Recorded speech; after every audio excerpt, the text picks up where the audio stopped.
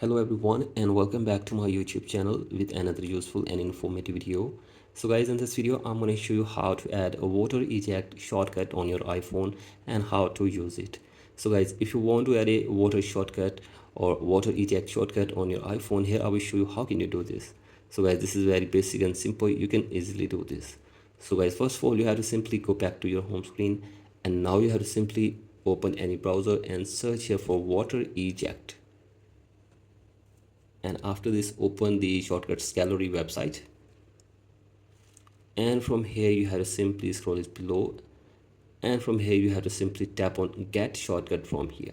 So I simply tap on get shortcut from here, and after this you have to simply download it, and the shortcut will be created on your shortcuts. So guys, now go to shortcuts, and here you will see water eject, and if you tap on it you will see to start water eject from here. So I simply tap on start, and from here you can select the intensity level of water eject. So guys, here I am selecting first one, and here you can see this, it is working. So guys, in this way you can also add the water eject shortcut on your iPhone as well. So guys, that's it for today's video. Hope this video helps you. Please like and subscribe to my YouTube channel as well. Thank you.